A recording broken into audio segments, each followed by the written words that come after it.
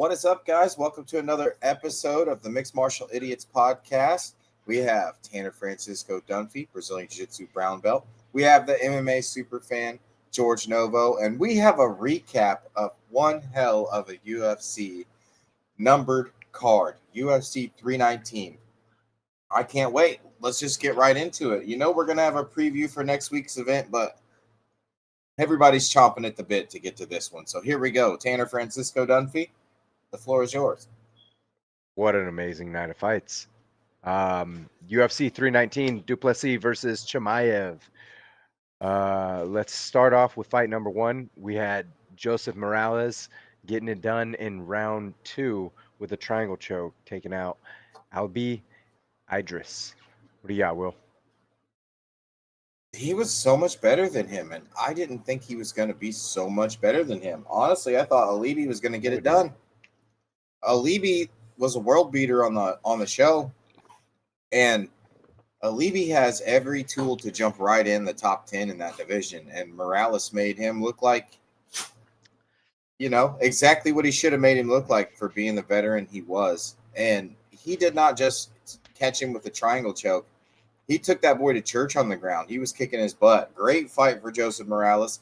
And I have a question for you, Tanner. What happened to the 170 championship for the Ultimate Fighter? Did those guys get injured? Are we rescheduling that one? Yeah, that got canceled last minute. Okay. Yeah, weird. I want to think there was an injury, but there wasn't much info out on it.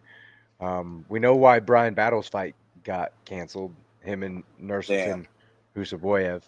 Battle missed weight at 85 after coming up from 70, and he looked soft, man. There's no excuse. What'd you do? You just forgot to train, you know? Uh, anyways, George, what'd you have on Joseph Morales and his triangle choke? Locked it in quick, technical. It wasn't a whole lot of, I wish I could get to it. I wish I can get to it. I know what I want to do, but I can't. So that was great. Good to see it. Totally outclassed his opponent, much as we saw later on tonight. Yeah. Next up at 125 in the women's division, we had Karine Silva getting the unanimous decision over Dione Barbosa. I know I saw a few people saying that they thought Barbosa was robbed. I've heard otherwise as well. Give me your opinion, Will. I know your opinion, but let's hear it. So I think she got robbed. I think Barbosa got robbed. But, I'm not going to play both sides of the fence. I'm not going to play devil's advocate here. The only thing I'm going to say is, there is something to be said throwing up a bunch of submissions, right? Because Barbosa was in trouble a couple of times. But, like the great Chris Papandrea has in his gym, the sign that hangs on the ceiling, if you can read me, you are losing. She was losing. I don't know. I felt like she lost.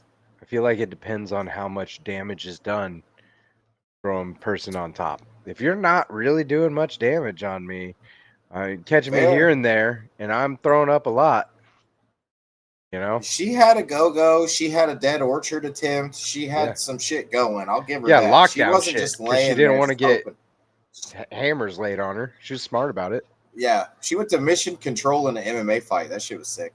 That's what it was designed for. That's what Eddie Bravo made that whole system for MMA to help stop the punching. So it's nice to see it. Yeah. George, what's your breakdown?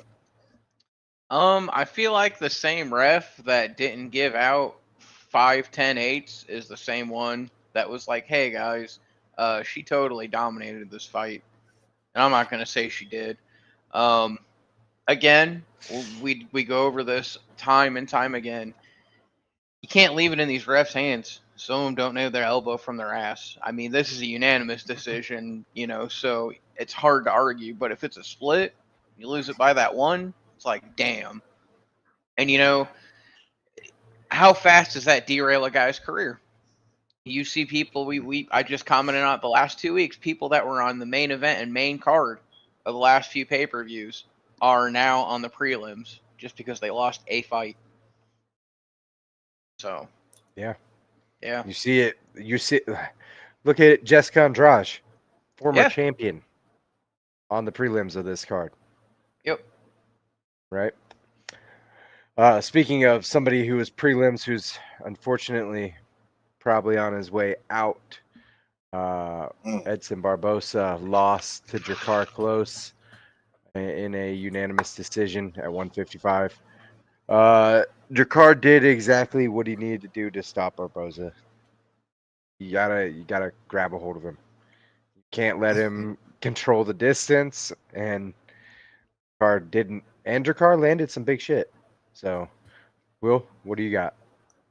Yeah, I think it was the early on visuals. Early on, Drakkar was absolutely rocking Barbosa with everything he was hitting him with, and that was just a bad look for Edson. Not saying that this was a definite win for Klose. There was no controversy in the decision there. I'm not trying to say anything like that, but it's never good. It's definitely never good when you get cracked by a guy and you make that big wobble and you bounce like 3 foot out of the pocket and have to reset. Okay, that just looks bad. Judges just, and it's not wrong for them to take that into account because sometimes you are getting lit up when that shit happens, right? And I feel like he was.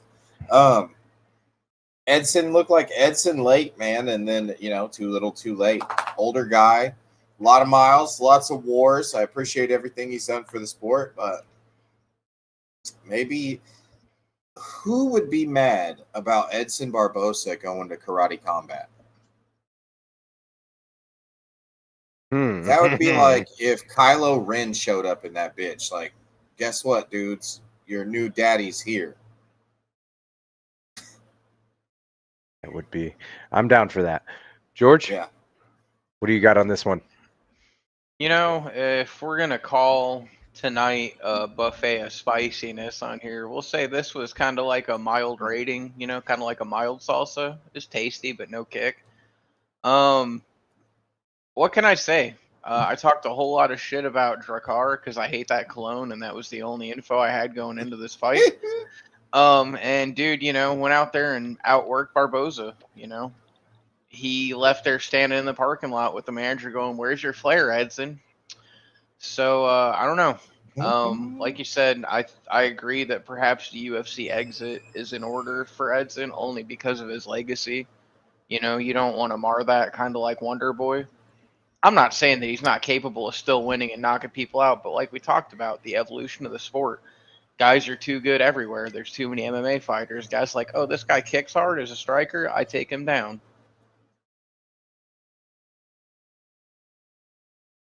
Yes. So next up, 155, Chase Hooper.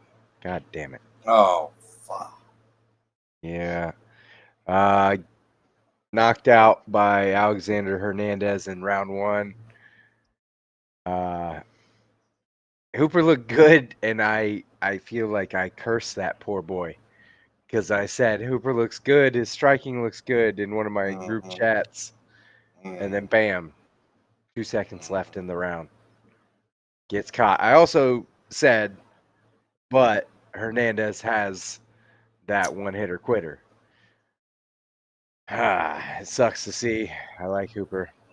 But I think he can bounce back from this. And also, he wasn't completely off, and he had the wherewithal.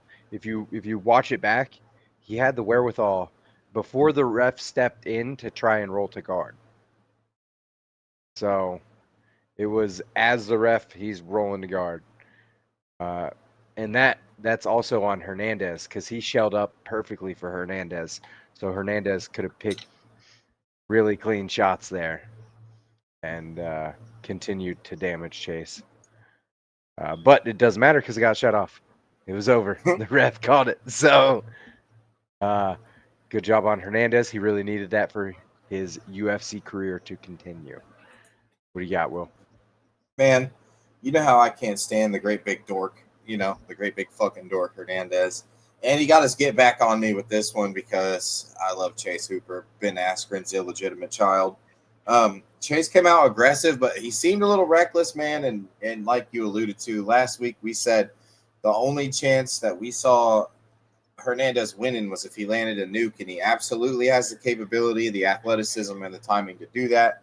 And as much as I shit on the guy, which is every chance I get, fuck you, guy. He has fought a lot of dudes in that division. He has a lot of miles, a lot of experience. So when he's locked in, he's a threat in there. As much as I can't stand the great big fucking dork. And the great ape, he's a 155er. Who the fuck is this guy? Like, who's picking nicknames for this dude? George? Man. It's kind of nice, I'm not going to lie, seeing somebody that is a prominent grappler, and that's what they want to do is take it there, get slept by a guy that has that. Damn. Like, if that would have happened later tonight, you guys would have been jumping out of your seats. Let's see. Sherdog called the right hand that sent Austin Hooper to Narnia a wrecking ball. Hernandez ground and pound had Hooper seeing spicy stars, man. I don't know. He got folded like a damn crepe. If this match was a spicy rating, I would give this one habanero hell. It's short, but it's scorching. Yes. And George, didn't you like to see Chase Hooper actually using his range for once? Look, he was doing good in the striking until he wasn't. What is it? Yeah. What is it with that time? You know, later on tonight, somebody else called it with it being close to the end of the round, and it happened twice tonight. I don't want to. Oof. Can't wait to get into that one. I don't want to talk about the other one. 2 seconds left in the round and gets popped. You can tell, but yes. Oof, yes. We'll move on. 115. Women's division, Lupita Lupi Godinez beat up the former champion Jessica Andrade for 3 rounds and got the unanimous decision. What do you got, Will? Man, Lupi looked good, didn't she? I mean, Jessica looked good late, and I didn't think Jessica was going to have the gas tank to be after her like that late. But, dude, she disrespected all the power coming back to her. Didn't get finished, but man, it was a fun fight. Those ladies put on a great fight. It got overshadowed throughout the night, but it was really fun. Excuse me. Jessica looked very durable. She's not normally like that when she starts taking big shots, and she was eating left hooks early and often. Lupi was hitting her with uppercuts. She was putting on a boxing clinic. She was putting her down on her butt, too. Jessica Andrade was fighting off those takedowns late, though, man. She looked like a zombie. Like I said, all in all, great fight. Both ladies had great showings of themselves. They just got overshadowed. The one that was next overshadowed them, but man, those good two, Lord. The co-main and the one before that, dude. Holy shit. It's hard to look good on a card when those 3 things happen because this fucking Polish dude that's a fighting nerd now is a terrifying motherfucker. We'll get there. Anyway, yeah, George, tell us about Lupi. What you like about it? Man, Jessica Andrade, I feel like was really, really needed to get this win. She really did, and it sucks that she didn't. Not taking anything away for Lupi, and what heart. I mean, how many times do we see people get absolutely folded from that pressure? And she stood in there. She stood in there and tried to take it. So, this is a good one. Tough. Yeah. I screenshotted that and sent that to the group chat so everyone could see. I read the comments of the fight, and somebody wrote talking about Jessica Andrade. That dude's tough, and I spit my drink out. Fucking God bless the internet wins again. Good on it though for these women. When you see stuff like this, it makes you glad that Dana relented on that earlier, where he said he'd never have women fight in the MMA or never have them fight in the UFC. Right. Well, unfortunately, that's 3 in a row for Jessica Andrade, and she is 2 in her last 8. So, damn. She's probably on her way out. We shall see. She got bumped down to prelims. It's not looking good. Moving on. Yes. Anyways, moving on. This next fight, I turned to Lacey before it started, and I said, are you ready to watch a murder? And she said, "Really?" Said, "Yeah, this is gonna be a murder." And Facts. man, was it Mihal Jacek knocking out Gerald Mershart at 185 in round one. Um, as Lacey said, it looked like Mershart wasn't even trying. Looked like he didn't want to be there. And Mihal helped him out with that. He said, "I didn't Man, send you somewhere." And yeah, Mihal looked good. What more can I say? Fighting nerds getting it done. What do you got, Will?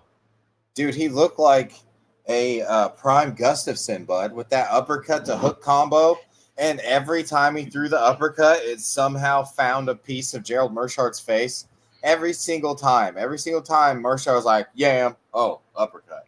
He found it Yam, oh, immediately. He uppercut. found his reach Yeah, immediately. yeah." It just started teeing off, dude. I don't know what the fuck those guys are giving the dudes at the Fighting Nerds. It doesn't even matter that Carlos Prates smokes 25 darts a day. Who knows what the hell Mihail Olajaychek does for fun? Shit, that guy could be Party doing with whatever he Carlos wants. Prates. No shit, bud. You know he did last night. but Actually, he Ben was and a Page was sniper. partying with Carlos Prates last Right, night. right. He just looked like a sniper. He could not miss. Yeah, Gerald Mershart, dude. Meat charts. Sorry, buddy. It's looking bad for you. Yeah. These guys nowadays, bro, the sport, seeing what we saw last night is like, oh man, this next generation that's about to be champions is like, who the Give me, fuck's boy. gonna beat these guys? Yeah, absolutely. Mihal, man, like instant. The first jab he threw out, I mean, Gerald must have sniffed it, and it was like 10 seconds in. And Yeah. dude, he found that range immediately. He was like, "Oh, there it is." And then, George. Oh, this is Franklin. He is joining us. The Chonk. So yeah, Gerald Meatshart, earning his nickname that I gave him, got completely smoked by Michelle. What can I say, dude? Bleacher Report commented that Gerald's takedown attempts were absolutely terrible. And Olajic's left-right, left combo dropped him like a bad batch of batter. Gerald Meatshart got cooked faster than a microwave burrito. Retirement is calling, buddy. Get with Roman Delice. He'll give you all the contact info for the proper channels to forward your resignation. Turn in your parking pass and your lanyard. Bye-bye now. Jeez. Oh, man. That should be the opening fight on the prelims for the White House card. Meatshart versus Delice. Winner retires. So does loser. I don't want to see Roman in there again. He's got CTE and PTSD. That's a hell of a combination from one fight. For sure, dude. Oh my gosh. He picked that man up. Oh my god. I'm done. Yes. Next up, a fight that we didn't get to give our prediction on because it happened on 4 days' notice. Beisinger Susurkayev was on Dana White's Contender Series Tuesday, and then wins by knockout, body kick, teep to the body, folds his opponent, makes him scream, says, "Dana, I can fight in 4 days. Throw me on the card." Dana does it, and here he goes, getting a rear naked choke in round 2 against Eric Nolan, who came to play. Eric looked like he was ready. I mean, he started getting the better of Beisinger in the striking, and Beising did the right thing. Took him down, strangled him. What do you got, Will? Dude, exactly what you said. Nolan is a tough motherfucker, dude. That guy showed up. He's like, I don't care that this dude's Hamzat's training partner. I'm good as fuck. He's a regional champion in 2 organizations, goes out there, weathers the early storm, and like you said, started to kind of take over. Dude's got a chin from hell. He got tagged at the end of the first round, and then he had Sursakov just on skates at the end of the round. That guy, to lose your debut And I mean, he got choked. It is what it is, though, man. To lose your debut, but to fight like that against a contender like that, against a prospect like that, Yeah. Eric Nolan, the next guy that fights Eric Nolan is going to get fucking chin checked. Yep. Man, to your point, Beisinger, at the press conference on Thursday, Eric Nolan was talking about Beisinger and Chimaev, and Chimaev said, "Hey, man, he's better than me. Right. Deal with him." I saw. He And said, he's better than I am. He's going to knock you out. yeah, he looked good, but Eric Nolan's striking looked really good, and his grappling looked all right to a point. He's got that So Chris Lieben chin. yeah, just need to work on that a little bit, work on that grappling part, and he'll be good to go. George, what do you got on that one? Man, Yeah. yeah, everything you guys said is 100% correct. That guy is built like a shit brick house, and I feel bad for the person he gets to unleash his revenge on, because his next fight, he's coming for blood. Uh, Other dude, great job. Great job coming out there and executing a game plan, man, and getting the finish. Like I said it time and time again. Finish the fight. I love it. I don't care how you do it. Yeah. Tickle him to death. Get a finish. I don't care. Yes. Speaking of finishes, another finish on the next fight at 125. Tim Elliott surprising the world. Probably giving Kai Asakura a what is that? A fault check or whatever? Fraud Heat check? check? Fraud check. Fraud check. check. Yeah. Yeah. Because he lost to what's his name? Last Pantoja. And then he just lost to Tim Elliott now.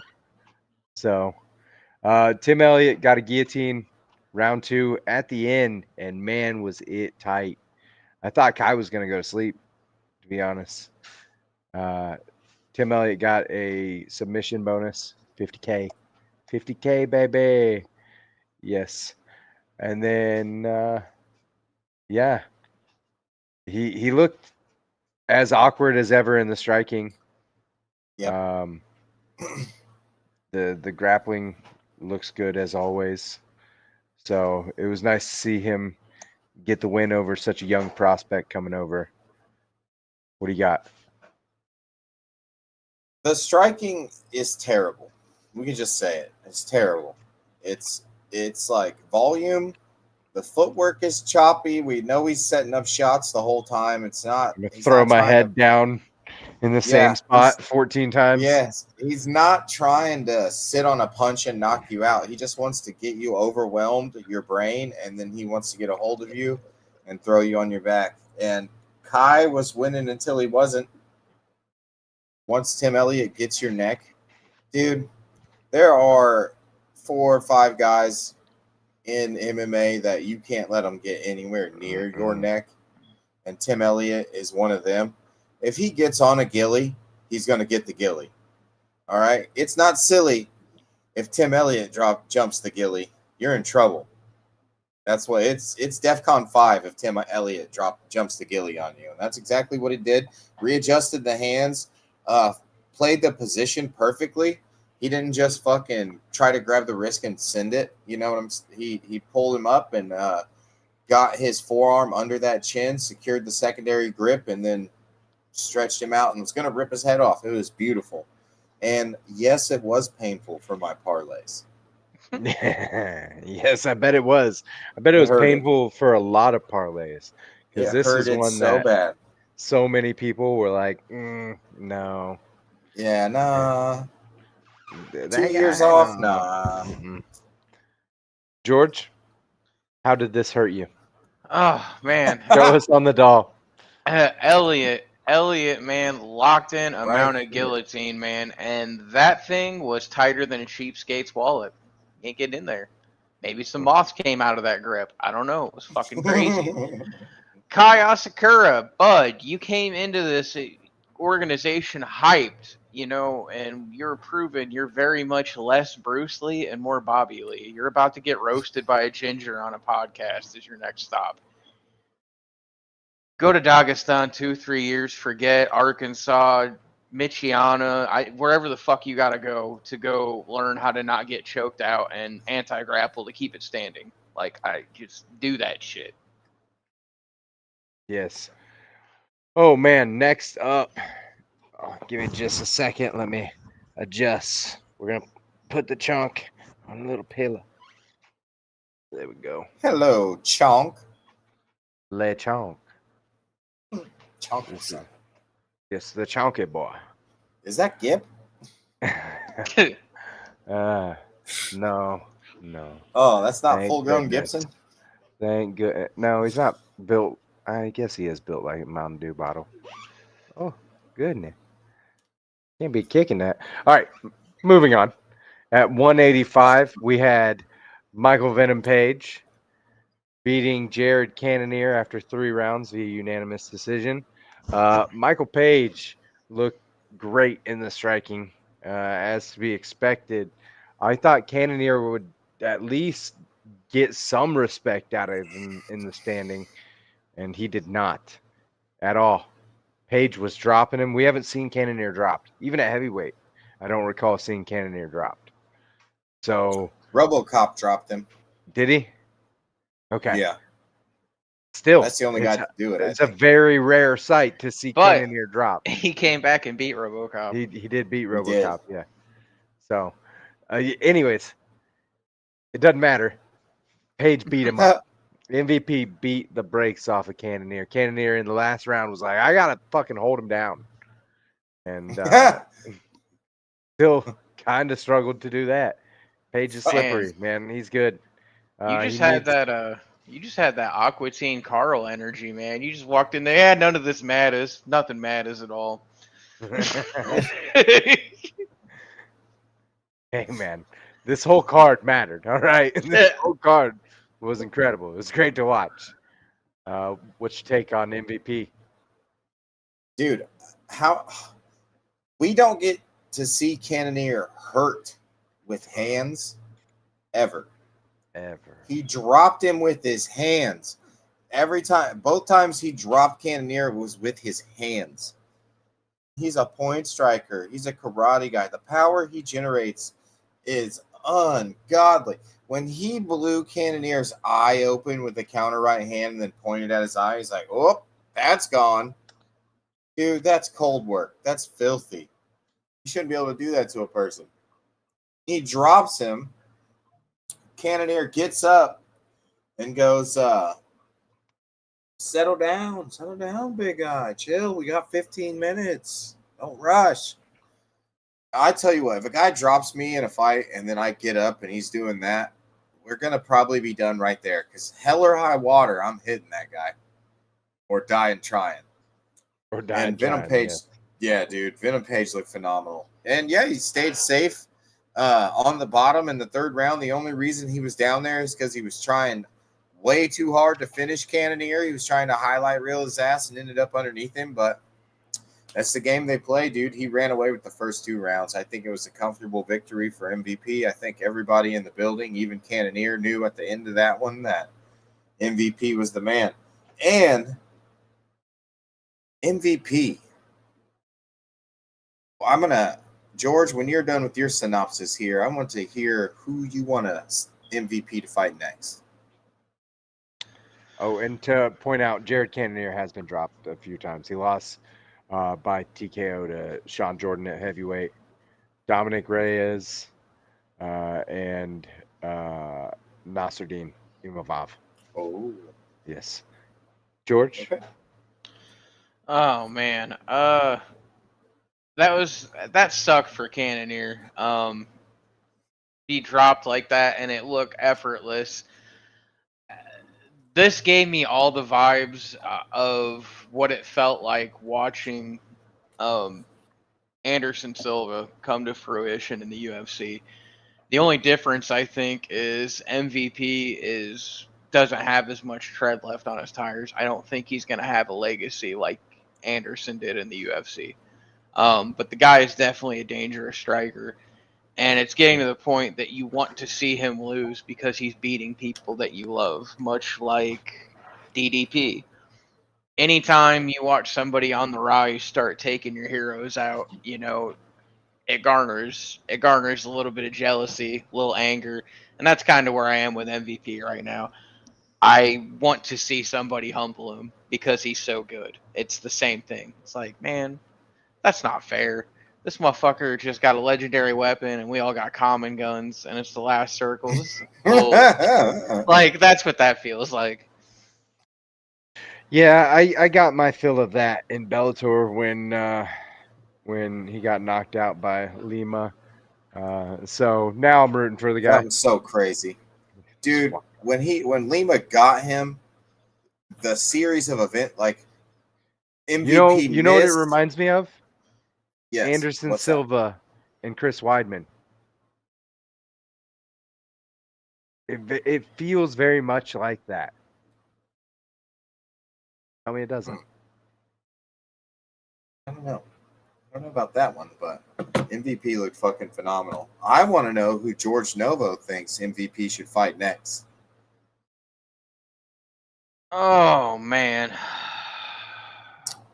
Let's see. The current top 10, because it hasn't been updated yet, are all people on the exit. Well, maybe not. Robert Whitaker, Jared Cannonier, Roman Dolidze. Then you've got RDR, Caio Brajalo, Izzy, That's the Imavov, fight. Sean Strickland, Which one? Izzy. Hamzat, and Dricus. I don't want to see MVP fight Hamza, even though that would be the humbling experience because that dude's gonna get you fucking down. Yeah. But yeah, I would have to say out of those top 10, give him Caio. Caio's fighting Imavov. Imavov. Yep. Yeah, for that number 1 spot. Izzy was matched up with Strickland until Strickland got suspended. Yeah. So who doesn't want to see Izzy versus MVP? Shit. I don't want to see that. You don't think so? I'd watch You think that. I would? I'd I watch don't know that, and I'd watch Strickland Hamzat. Oh yeah. I think I'd also watch that MVP fight Hamzat again, but I'll talk about that later. I think that Adesanya is getting to the point where he has the suspect chin, and I think we end up seeing our boy get knocked out again, and I don't want to see that. Oh, you think MVP Dirty would dog. take? That's why we gotta fucking see it, George, because I don't think so. Don't know. Bro, he I don't dropped know. Jared Might get it. Cannonier. Jared Cannonier packs so much more weight and muscle mass than he does. That dude Not has wrong. taken a barrage from people and hasn't went down. Taken so much fucking damage. You're not wrong. And Izzy's not built like that. He is a great fighter, but Izzy is not going to take your best shot 2-3 times. Well, we won't know until we know. Bro, he Until we caved know. in a man's skull with a fucking knee. I know. I saw that I've live. seen it. When that happened, Same. I was watching that event live. That's Yeah. just My homie was like, I screamed. shout out Brandon Williamson, Oh, I know that who guy. fought Coliseum Combat Card when we were in high school. He said, "You need to see this fucking guy. His name is MVP. He's coming out of London, England. We're watching him tonight. He's fighting this dude named Cyborg." Then he fucking shot, and MVP timed it. The rest is infamous. And then he threw a Pokeball and caught him like a damn That was Moonbryon. We didn't see the crushed head. They did a really good job at Bellator of panning away, right? You saw him on the deck flopping like a fish, for sure. Well, he also covered himself and went He did. head down He did. immediately. Then you see MVP chuck the Pokeball in there, and we are cracking up. Well, when they're reading the decision, you see MVP go from like to looking over and then seeing his head And he looks just dead in the face. Like, oh my God. I just. You could eat cereal out of that dude's head now. Oh my God, I did that. I think Frank was talking as if he was there. Right. It was wild for sure. Moving on, boys. Let's get to this. Oh, 170. Carlos Prates. He can smoke as many cigarettes as he wants. Remember, you are not Carlos Prates. I am not Carlos Prates. We cannot do this, but that is his superpower. It's where he gets his powers from, I guess. I don't know. 50K bonus to Carlos Prates for knocking out Jeff Neal with a spinning back elbow with 1 second left in the first round. Crazy. I mean, dude. he looked good. Fucking fighting nerds. What can I say? Will? So they started and Carlos' signature right on the pressure.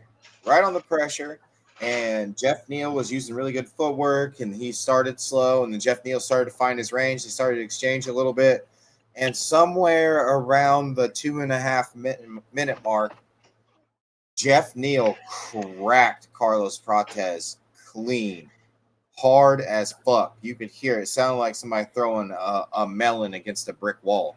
And Carlos took 2 steps forward and smiled, and then cracked Jeff Neal. At that moment, I was like, it's over, dog. This is fucking over with.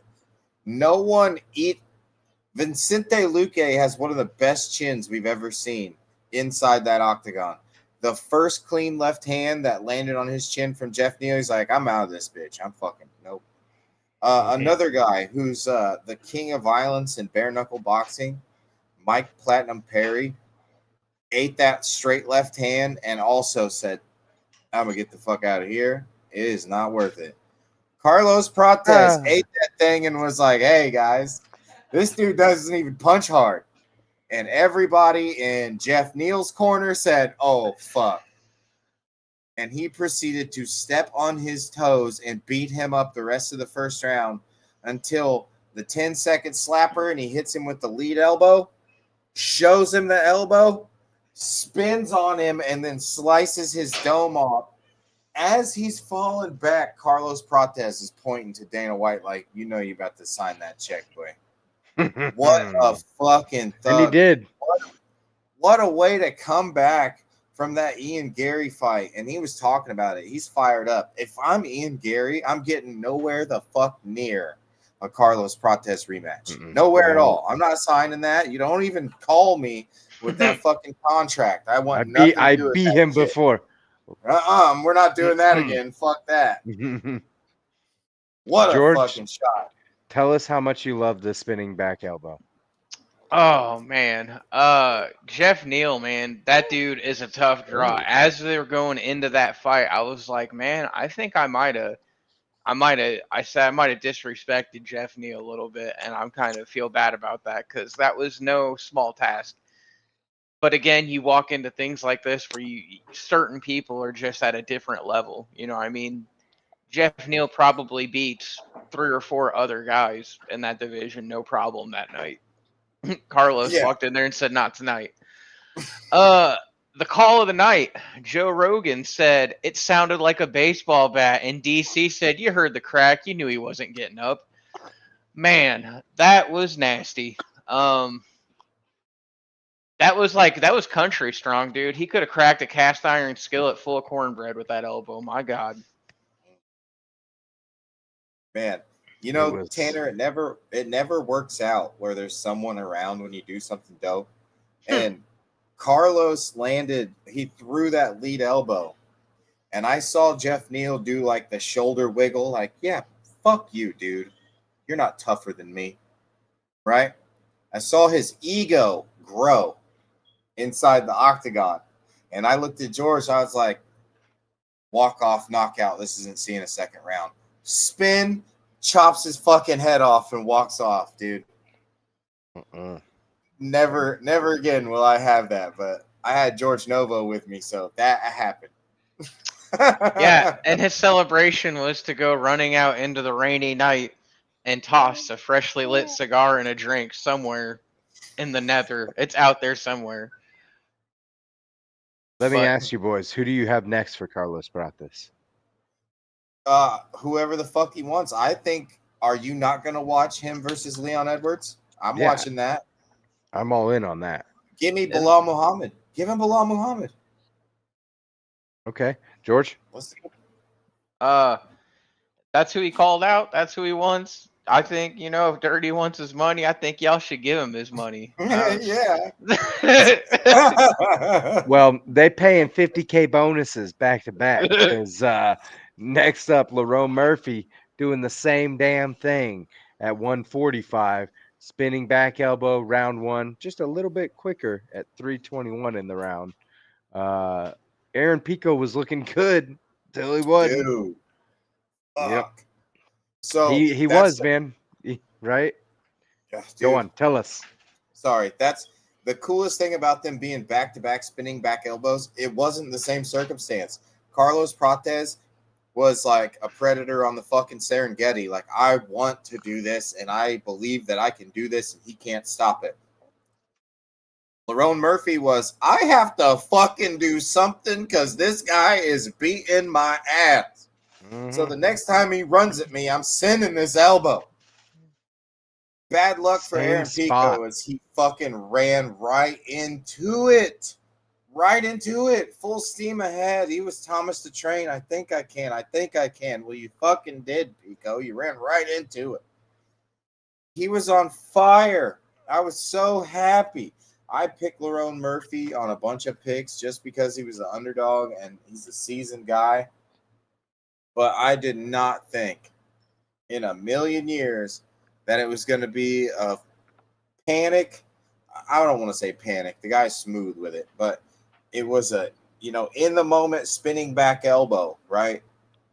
Fucking crazy. Lerone Murphy, hats off to you. I apologize, dude. You are the man. Same. Yes. Man, he shut Pico completely off. Jeff Neal wasn't shut off completely. Nope. The elbow Not like landed in the same exact spot, by the way. It was Well, wild. Jeff fell back and was off when he hit, Oh. but he was up so quick compared to Pico. And Pico Man, was coming in, like you said, as he ate sprinting.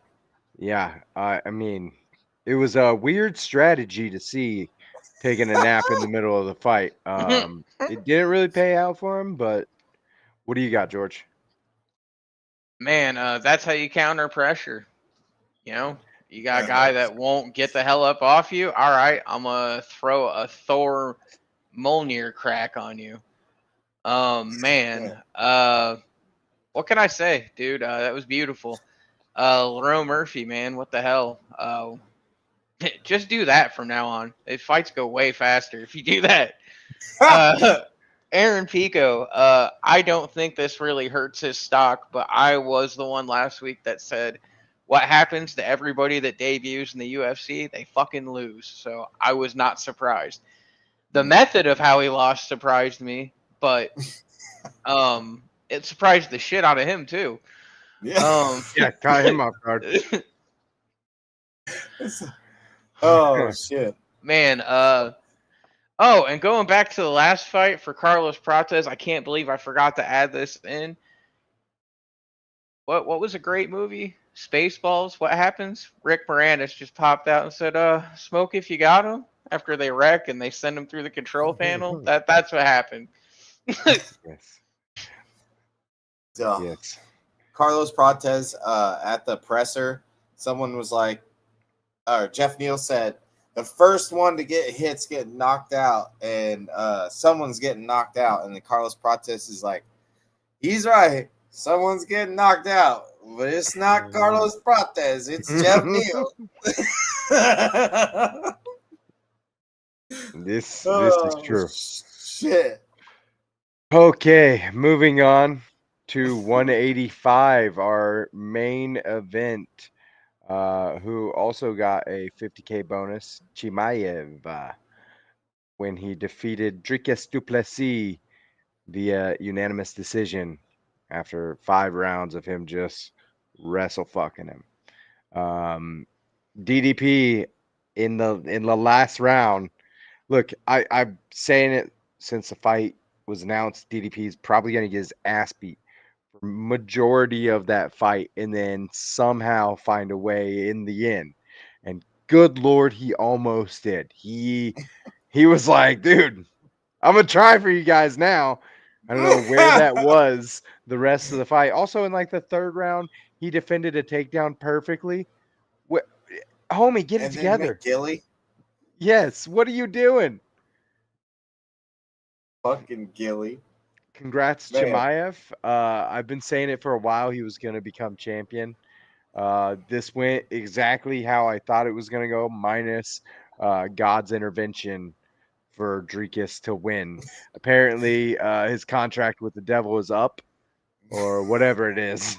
I do think that, like, if we see DDP fight Chimaev again, I think as long as we see him with a fucking wrestling coach, good lord, then we'll see. And he has the skills, man. He has the sprawl. He has the ability. He's strong as an ox. He fucking yeah. he reversed the position several times there at the end, and every punch that he landed on Chimaev cracked Chimaev. He rocked him twice at the end. So it was a good fight. It went how we thought it was going to go. I would love to see DDP get some wrestling training and then come back for another title shot. Maybe get another fight in between then. But I worry that we might see DDP go on a slippery slope against some grapplers. Chimaev, though, got a good future. There's a lot going on at 185. We'll see who wins out of Imavov and Bahalio. And maybe we'll see Bahalio Chimaev. That'll be a good one. I'm all here for it. Yeah. We don't see Strickland for a while because he's got the suspension, but I would like to see that. Former partners.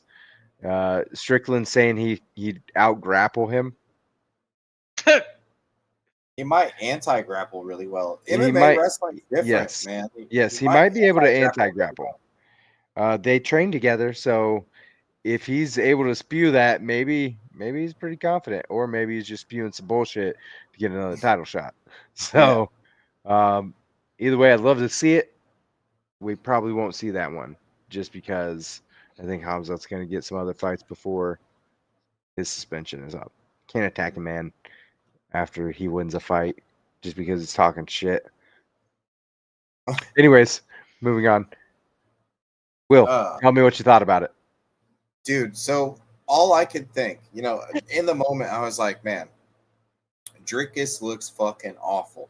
But, the more I think about it, look at some of these guys that are incredible top players in jiu-jitsu or grappling, like Chris Weidman, right? How do you beat a top player, Tanner? You put him on his fucking back. Yep. If you put a top player on his back, he starts to panic a lot. He starts to make mistakes where normally a seasoned grappler would not make mistakes because he never even trains being on the bottom in the gym, right? He's always on top. In the gym, he's always in mount. He's always in top side control. He's always on someone's back. He's always riding in the wrestling on the wall. If you put that same guy in the gym and you don't give him an agreeable partner to where that he can just do that and you make the rounds hard for him, he will be uncomfortable and you won't see the same guy. If you take an athlete to their deficit, especially in the grappling, it changes. And I think that's what we saw in Dricus because he is a talented grappler. We saw him tap out a whole Gracie Baraja team. But here's the thing about the Gracie Baraja team that he tapped out in that quintet. 5 Gracie grapplers. Every one of those guys pulled guard on him. So where did he get to work from? Mm-hmm. Top. He never got a chance with Hamzat until the end of the fight to play his strength, top position. If he had Hamzat in mount, I promise you Hamzat was in fucking trouble. But you know it would never happen? He would mount Hamzat unless he rocked him, right? So what we saw was a guy that came in a little too damn cocky, right? And I was gassing him up. I was glazing him. I thought for sure he was going to beat up Hamzat. I think we saw him come in just a little too hot, a little too cocky, a little too disrespectful of having to play that bottom position. I don't think he did at camp at all. It didn't look like it. Either. You didn't fight the fucking wrists at all. You didn't fight the hands on the way up. You didn't push keep the head. Nothing. You didn't turn. You shot the ghillie several times. At Stop least jumping once the ghillie. around. Golly. It looked like a black belt versus a blue belt is what it looked like for most of the contest. And I just think it's not a work ethic thing, because the dude was a 70-pound and 85-pound LFA champ before he got to the UFC. Work ethic is not a problem for him. That guy works his ass off. He was also a Glory kickboxer, or K1, one of the two. He's an amazing athlete and a hard-working dude. He cuts a lot of weight to get to 85, so you know he sacrifices everything to be there. I think it was just he was high on the hog. He beat Sean Strickland twice. He beat Robert Whitaker. He took out Israel Adesanya. And it's hard to humble yourself when you're sleeping in silk sheets, my boy. I think that he played top position in grappling in every round in camp, and then that shit didn't come to fruition in this fight, and he panicked, and Hamzat beat him up for 24 and a half minutes, which is not 22 and a half minutes. It's not an exaggeration. That's exactly the amount of control time Hamzat had. Yeah. George, tell us what you hated about Hamzat Chimaev. There's actually a few things that I digested from this fight. Number one, DDP. I've talked a lot of mad shit about you because I've watched you bumble like a bull in the china shop and run through people, and I knew that you weren't gonna get this one. I think that if you don't elevate your game and train for the situation that you went through, you will never sniff that title again. It's just the way it is. I don't wish any ill will on him. I hope he does. I hope he goes and he grinds that axe and he comes back and takes this dude's head off. You know, I'd love to see it. That's what it's about. You know, do you rebound from your setbacks? Do you get stronger? Do you come back better, smarter? Now, going to Hamzat, him not being able to finish DDP, having all that control and not being able to secure a submission, was that him just showcasing his dominance? Was that his game plan the whole time, to never put himself in a position where it could be countered? To just be like, look, this guy talked all that shit, I told these people this, whatever. I don't think so. And if that was the case, that shows us something about him, that he likes to showboat. And what happens to people that get showboat? They get caught. I think that that's a glaring hole in his game. I think that everybody is afraid of this dude as the boogeyman because of his wrestling, and rightfully so. But if you have all that control time and can't secure a finish via TKO, via submission, then I think if he goes to the ground, like you guys said, with somebody, with another wrestler that could get on top position and frustrate him, I don't know. I'm not sold on him being a long-term champion. I think that this is very well, someone can exploit this loophole, and it could be a hard fraud check. Not taking anything away from him. Dude's a hell of a fighter, but I don't know. Not like I said. So the reason I made the comparison to like the blue belt versus a black belt the whole time, and it's funny because Dricus was actually a jiu-jitsu black belt and Hamzat was the brown belt going into that fight. So you hear me lose my shit on these guys that get the back and go for a choke and fall off trying to get an arm and shit like that. If they were Hamzat, they would have stayed right the fuck where they were and continued to control and punch the guy in the head, right? The guy would have never gotten away. If I am leagues ahead of you in the grappling and I don't see an absolution and a finish right away, and I'm just going to keep beating your ass until that timer says stop. I'm not going to give you a chance to beat me. That's what Hamzat did. And he earned that black belt.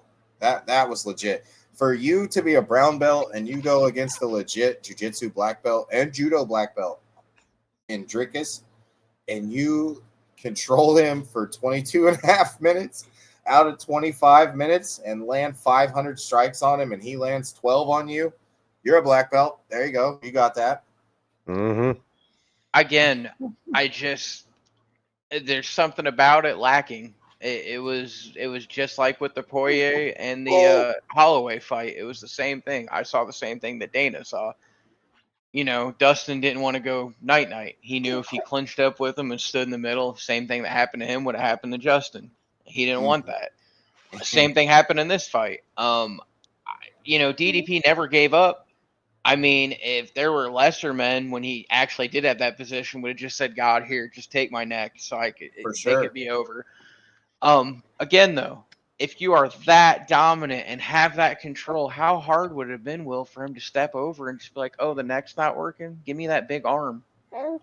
So the Yeah. thing of it is, yes, I agree with you completely. In a strategy sense, if you hear that 10-second timer and maybe I controlled you for 4 minutes in that round, maybe I'm gonna leave that backpack position and shoot for that arm. For sure. Maybe that's something I would do. Flip that coin though. Maybe I leave that backpack position and roll for that arm, and he stands up, and now I got Dricus du Plessis punching me in the fucking head, just unbridled, unabated for 30 seconds. Or look what because I was- happened in the last round. Yeah, that. Right. You know, Exactly. what Hamzat was doing was very smart. Dricus was being very defensively sound and looking for Hamzat to fuck up. Right. If you watch the fight and just pay attention to what Dricus is doing, he's just trying to shut down Hamzat from really advancing or getting any submission. Yep. So he is calculated in that he's looking and hoping Hamzat just jumps to something, right? If Hamzat, he had hooks in at points and he would have to take the hooks out because Dricus would tripod up basically, right? So Dricus did a really good job defensively. He just wasn't able to mix in some offense along with it, and he wasn't doing complete defense. Like he was doing just enough, you know. But when you go on the defensive, you got to be looking to be able to turn the shit around too, right? We don't want to always stay backpedaling. Mm-hmm. It don't work out well for us. Man, and I have just before we wrap this all up, because this was the main event here, 2 welterweights are bad motherfuckers.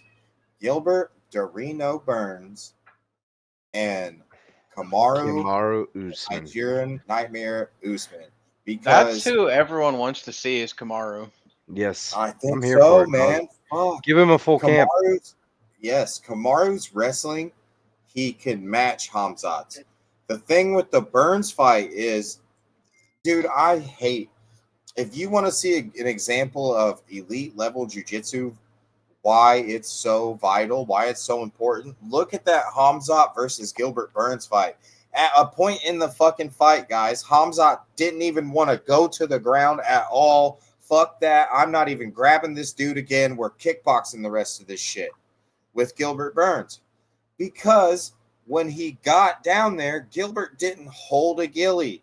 Gilbert didn't do something silly, give him his back and shit. He went to a guard and he started threatening. And as soon as Hamzat postured, he kicked him in the chest, causing him to fall back on his heels. And Gilbert was back up throwing bombs. And that's Go to Gilbert, who's fucking an jiu-jitsu. ADCC champion. Right. Yes. 170 pounds, though. And he was what, 38, 37 at that time? Yeah. Yep. So Okay. he's a bad motherfucker, boy. That is UFC 319. Before we jump into the UFC next weekend, I just wanted to point out a couple things that happened this past week as well. So we had the PFL finals where 3 belts were given away. Marceli Alves won against Justin Wetzel for the 135 title. Liz Carmouche won Yes, she did. 125 title via Fuck. TKO round 3. Big left hook and some follow-up punches. And Alfie Davis Yes. won the 155 strap, beating Rabadanov, There you go. who was the I'm not even favorite. trying it, so you can have it. So those were the big fights on the PFL. We've got PFL this Thursday at 6 p.m. Eastern time on ESPN Plus, and it is 2 more tournament finales. We've got in the co-main Antonio Carlos Jr. fighting Sullivan Cauley for the light heavyweight 205, and then we've got the 185 strap where Dalton Rosta is taking on Leon Edwards' brother Fabian Edwards for the middleweight strap. Other than that, there's a few good fights on this. There's one banger that I think is going to be really good, and that's Impa Kasanganay and Andrew Elderte Sanchez. Yeah, you love that dude, man. You love that guy. Yes. Also, Alexander Romanov is fighting in the heavyweight tournament. So that is next Thursday. Moving on, let's get to this fight night. Get through it. We've got UFC Fight Night Walker versus Zhang on August 23rd. It is in Shanghai, China. So that will be at 3 a.m. Eastern time in China. So let's talk about it. We've got a 205 prelim. Dair Nergaze fighting Uran Satibaldiev. And that was good. I don't even know if that's right, but I'm gonna let you have that because that's just right off the tongue. Satibaldiev. Yeah, that's what we're doing. That's what we're calling it. Satibaldiev is unranked. Dair is ranked number 38 in the UFC, which isn't anything crazy. They're 10-1 and 9-1. It's kind of a pick 'em. I'm going with Dair on this one. What do you got, Will? I'm going with Dair as well, bro. And he's 28 years old, and Satibaldiev is 31, man. It is an open stance situation. We got 9-1 versus 10-1. We got Kazakhstan versus Kyrgyzstan, and there's no limit to what you can win, but I think DR is going to get him out of there. Okay. George? Say it. Yeah, I'm going with the Satibaldiev. Yeah. Salty balls? Yes. Okay. Moving on, 135. We've got Long Zhao fighting Su Yongyu. I'm gonna go with the experience here in Long Zhao. He's 27-9. Su Yongyu is 15-3. I think experience may shine through. I wouldn't be surprised to see Su Yongyu getting it over. He's a slight favorite in this one. What do you got? Both guys look okay. There are situations when you can have fight of the night because both dudes have iron chins and they're like super elite strikers. And then there can be situations where you get fight of the night because both guys are pretty good grapplers, but they're kind of meh on the feet. Both of these guys, they will engage in a brawl. So Xiao Long, he has 9 submissions, but take TKOs and knockouts. He has 5 knockout wins, 3 knockout losses. Okay. Su Yongyu, he's got 3 knockout wins, 1 knockout loss, 5 submission wins in his career, no submission losses. Both guys kind of want to get to the ground and strangle you. And if they get in there with elite strikers, they can kind of get overwhelmed and clipped. So I think we're going to see kind of one of those two barbaric strikers, but very good grapplers, cancel their grappling game out and beat the shit out of each other. I don't think that one is going to overshine the other in the feet. I think Long, being 27 years old, being a little bit younger than Su Young Yu, and more experience, like you said, I think it favors him. But anything could fucking happen in this one, guys. Flip a coin, go to DraftKings, run you a parlay, one with each guy, because this thing could be like a fucking car wreck early and often. I don't think either one of them wants to be on the ground with the other one. They're both elite grapplers. I think it's going to be Rock'em Sock'em Robots until the first dude takes a dirt nap. I'm going, long. I'm going long. Going long. Yeah. What do you got, George? Zhao by decision after a fight so close, they'll have the judges sweating soy sauce. Maybe soy sauce ass.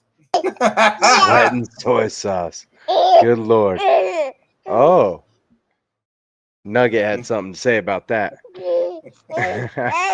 Next up, we have Yizha fighting Weston Wilson. Both these guys aren't really known knockout artists or more grapplers. And I think I got to go with Weston Wilson in this one. What do you got? Dude, the only thing that keeps me from picking Weston is he's 36 years old. And Yizha is 28 years old with 25 wins and 5 losses.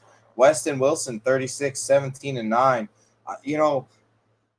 There's levels to this game, right? Some guys are meant to be on the marquee. Some guys are meant to be on the prelims. I think Yizha is going to be up there with those guys on the marquee later in the future. And Weston Wilson is destined to be a gatekeeper.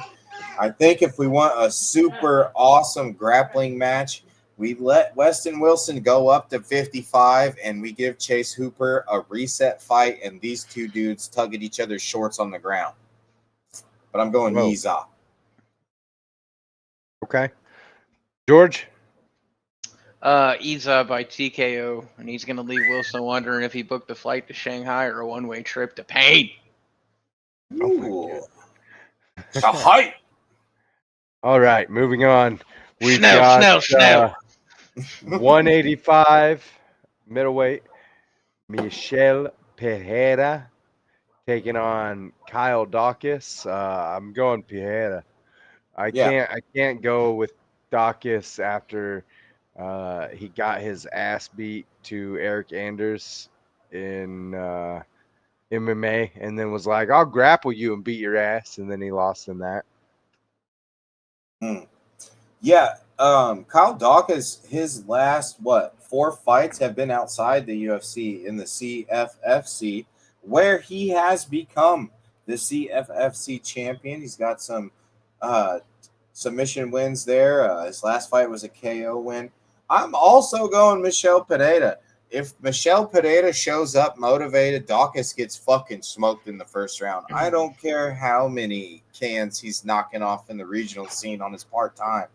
The UFC let him go for a reason. I think they brought him back because they want to give Michel Pereira a reset after his last fight. His last couple fights, dude, he has not looked super good.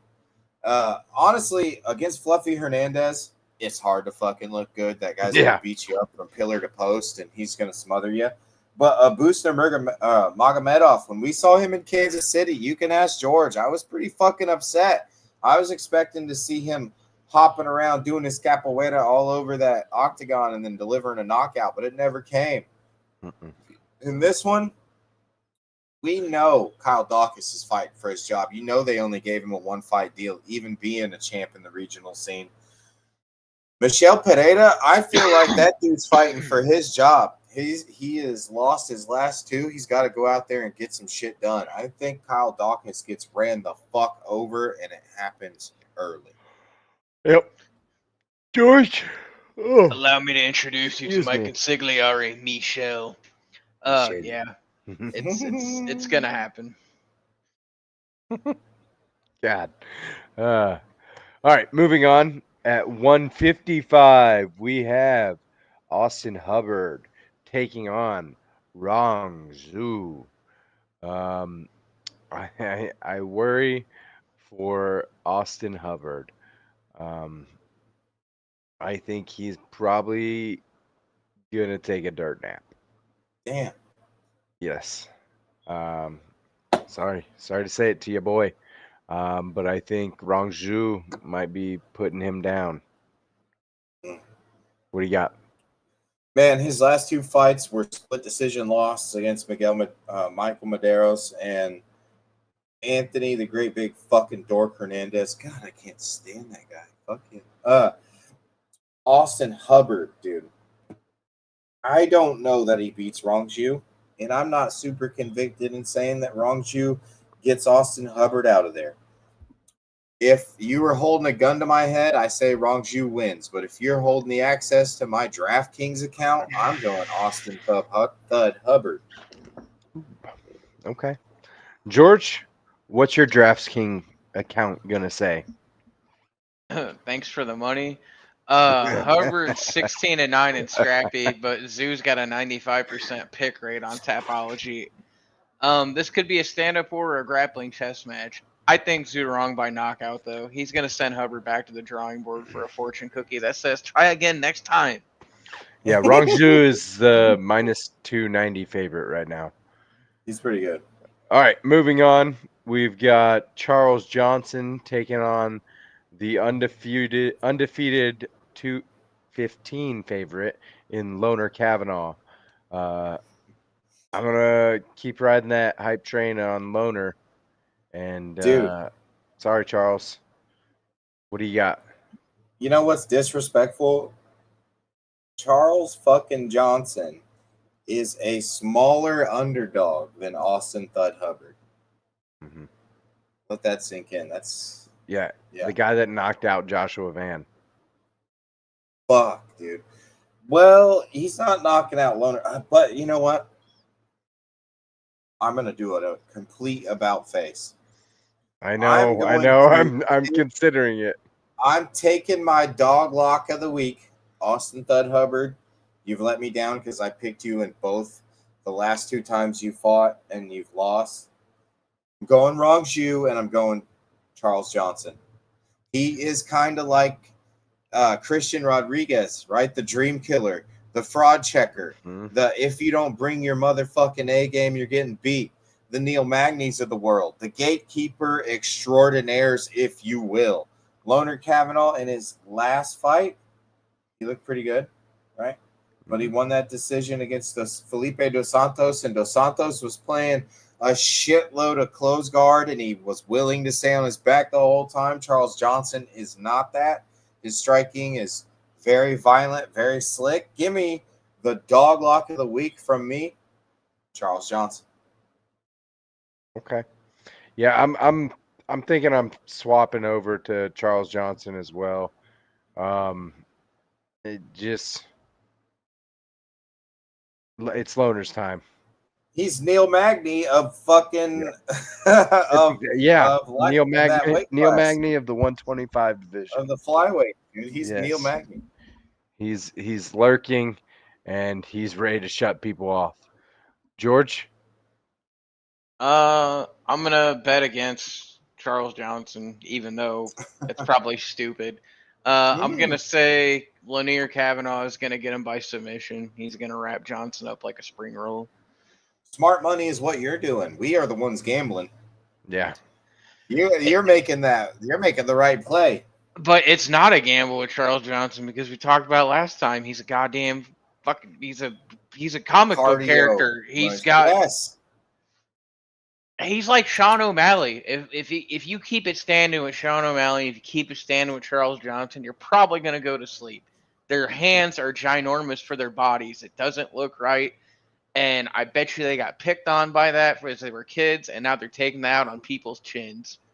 And he's not a slouch in the grappling as well. So no he was on what season of The Ultimate Fighter? 2?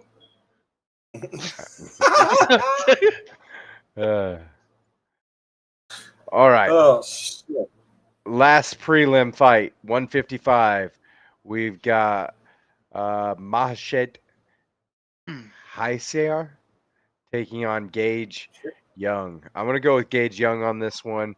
I think Gage has the power advantage in this, and he's got good striking.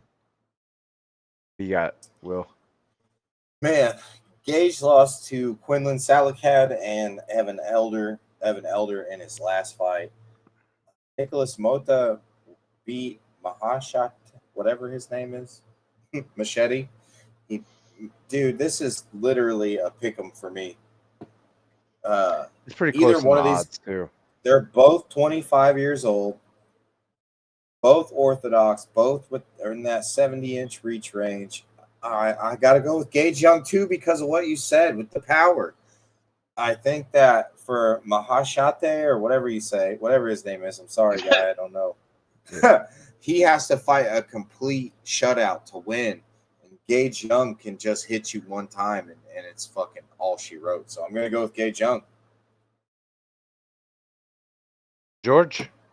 I'm gonna go with Mahashate. There we However go. you say it. Mahashate. Just because, yeah, I don't know. I for some reason, whenever you get the guys in here and they have multi-syllable names that are harder to pronounce, for some reason they come out and beat people up. So, it's the only Shavkat reason. Rachmanov, you mean? Yeah, dude. Can I Stuff buy like a that. vowel? Put a hyphen in there, maybe. That's reasonable. Yes. Okay. Okay. Moving on to more difficult names to pronounce. At 170 now, we have Kiefer Crosby, who I feel like somebody kind of set this boy up with this. Tyalek Nuraji, also known as Super Saiyan. I'm going Super Saiyan, dude. He's 11-1, and 10 of his wins are by knockout. One of his win is by submission, and his only loss is a liver kick loss in round 3 back in 2021.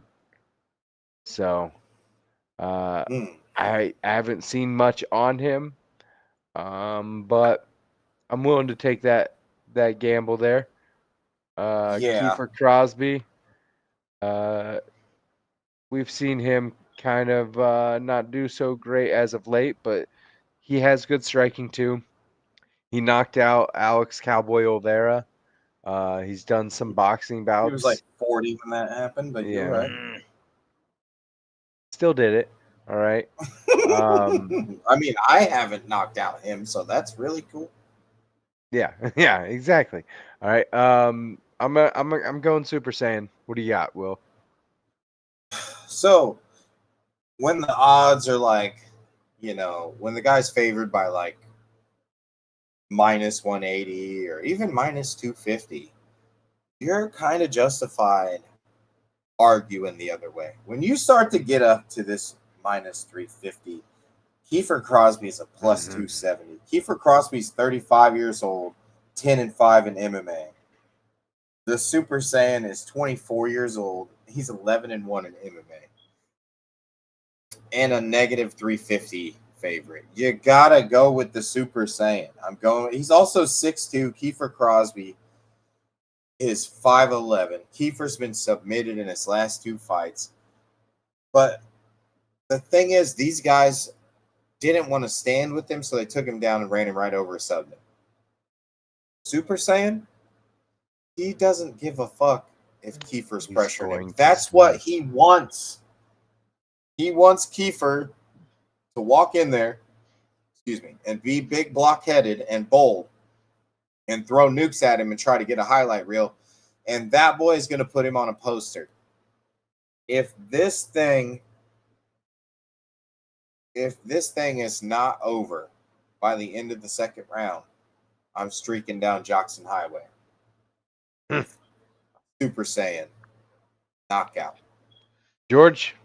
Man, this reminds me of someone else that we don't like, and just recently, Charles will come to me. That's kind of what I feel like this guy wants to have happen. Yeah, I'm gonna say Naraji by TKO, and he's gonna leave Crosby singing Danny Boy in his head while he's asleep in the octagon. Okay. Next up at 125, we have Sumadarje taking on Kevin Borjas. I can't help but go with the black chicken. I can't. My hands are tied. All right. After watching him beat up Lazy Boy in his last fight, I Ooh. I can't pick again. Sumadarji's good. I like Sumadarji. His fight with Soccer Mom Van or whatever, Andre Soccer Mom, that was a good one. Yeah. His last fight with Mitch Raposo was a good fight. It was a tight fight. Split decision. Yeah. That said, Kevin Borjas. I'm not gonna say his actual nickname, but you know. Yeah, no, I feel Yo, you. I'm not the Negro Gallo, Kevin Borjas. See how I did that? I'm picking him too, man. I think he is a fucking dog. Sumadarji beat Mitch Raposo in his last fight, and if you could argue Mitch Raposo did very well in that. Before that, he lost 3 in a row. He lost to Charles Johnson, Tim Elliott, Matt Schnell, and I know a guy. That Kevin Borjas is not losing to. He's not losing to Matt Schnell. He lost to Joshua Van. He lost to Joshua Van in a unanimous decision because who the fuck doesn't? Costa caught him in the second round, a minute in. Everybody gets clipped here and there. He bounced back and beat up Lazy Boy. Sumadarje is not going to have enough for Kevin Borjas. I'm picking El Negro Gallo, Kevin Borjas. Unanimous decision. George? Wow. I was leaning towards Sumerdarj by a decision, but I don't know. Like you said, after watching how Kevin took apart Lazy Boy, yeah, I think he wins this fight. Yes. Moving on. Heavyweight. We've got Waldo Cortez Acasa taking on Sergey Pavlovich. I've got Sergey Pavlovich. No need to talk about it. He is a fucking giant and a tank. And I don't know who decided to put that garden gnome, that Cuban garden gnome, up against him. Tell me what you got, George, and Will, whatever. So I agree with you. I saw this and was like, who the fuck did Waldo piss off? One of these matchmakers cannot stand this dude, and they're trying to get him the fuck out of here. But the only thing Waldo has on Sergey is size. He's 6'4", 265. Pavlovich, 6'3", 249. Here's the kicker. If Waldo Cortez Acosta got off the tortillas, the tequilas, and the tortas, he would be the same fucking size as Sergey Pavlovich, except for Sergey has no fat on him. Sergey's a black belt in jiu-jitsu. Sergey is a combat sambo expert. Sergey is a black belt in judo. And Sergey is a black belt in knocking the fucking dog shit out of people. Okay? Yep. That being said, Sergey Pavlovich, first round demolition. I look for either ground and pound TKO or submission. Yes. George? Oh man, Pavlovich by KO, and he's gonna send Waldo's salsa dancing dreams back to the Dominican Republic. My salsa, my salsa, my salsa. Yes. All right, our co-main. We've at 145. We've got Brian T. City Ortega taking on Aljamain Funkmaster Sterling. I'm going Sterling on this one. I think Sterling has the better striking of the two, and I think Sterling's grappling is more all around. And he's the longer fighter, the bigger fighter. I think he's just gonna dominate Brian Ortega. I hope to see both of them have worked on their striking and wrestling, though. Will, what do you got? So I think Ortega's got better striking. honestly. I think his boxing is better Bullshit. than Sterling's. I think his boxing is better than Sterling's. So we see Ortega early start to not, he doesn't do so well early in fights, but his boxing takes over. Now, where I do think we're going to have a problem is the size of Aljamain Sterling. Even when he was at bantamweight, he was walking around at 170 pounds. The man is so fucking massive. Now, do we think that Renzo Gracie black belt is better than that Rickson Gracie black belt, Tanner Dunphy? Mr. Brown Belt, and you know that I have all the respect in the world for your jiu-jitsu game. I'm not saying that in a disrespectful way. I'm asking that in a serious way. Renzo, decades upon decades upon decades of tried, true, proven MMA jiu-jitsu experience against Rickson, the grand fucking daddy of Gracie jiu-jitsu in combat.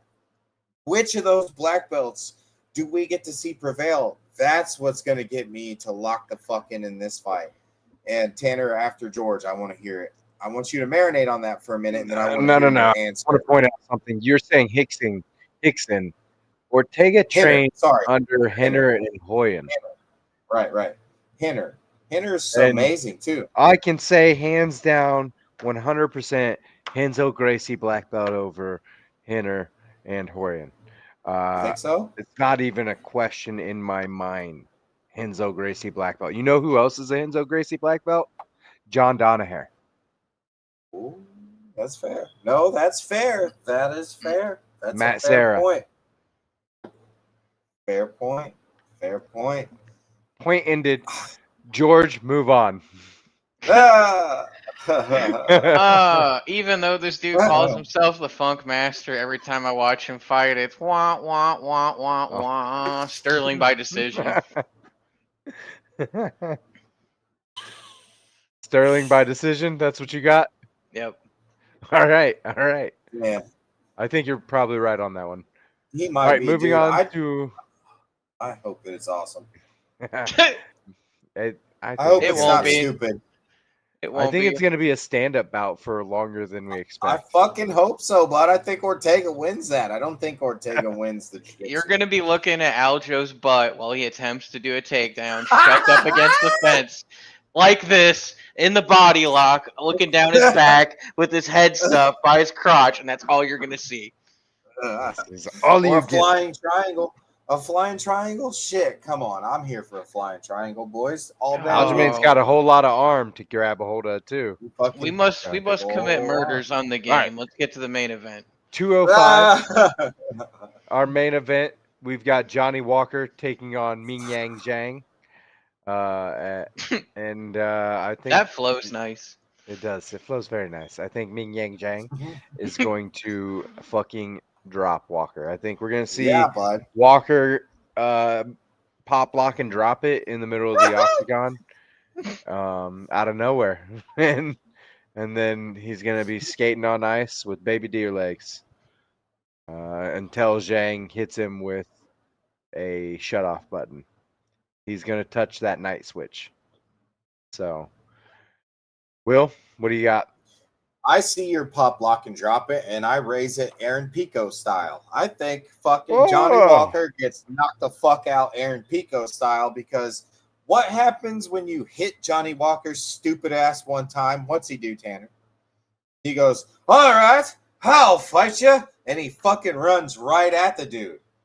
He's going to do that to Ming Yang Zhang, and then they're going to be scooping up on aisle 5, the big fucking Mohawk dummy. And then I'm going to be brokenhearted because I love this son of a bitch, but they're going to kick him out of the UFC because he keeps doing that dumbass shit. And he went from one of the most promising motherfucking prospects I've ever seen in my life, terrified to see my favorite fighters fight him, to one of the biggest fucking jokes we've ever seen in the octagon. I'm done. George, no. George. Zhang Ming Yang by first round KO, and it's going to be like Johnny Walker enters the dragon. Gets entered by the dragon, you mean? Mm. Oh my god. This is a family show. Jesus. Smoke and mirrors. I like your duck in the background there, Will. Thank you. Yeah. That's John Jones. Oh, all right. That's all I've got. Do you boys have anything else you'd like Could to he add? take over for the I gotta get out Aflac of here duck? before I get fucking canceled. Can you do that? Can we put No. Can we put John Jones as the Aflac duck? Gronk, anything's possible, boys. Thank you guys so much for tuning in to the Mixed Martial Idiots podcast. We're shooting for Mitten Muay Thai head coach Nick Bismack for an interview, and we also have Boot Camp Boxing's owner and founder Gus Duty in talks for a Mixed Martial Idiots interview, guys. So stay tuned. We'll post those dates. Other than that, thank you so much for listening to us be dinguses on the internet.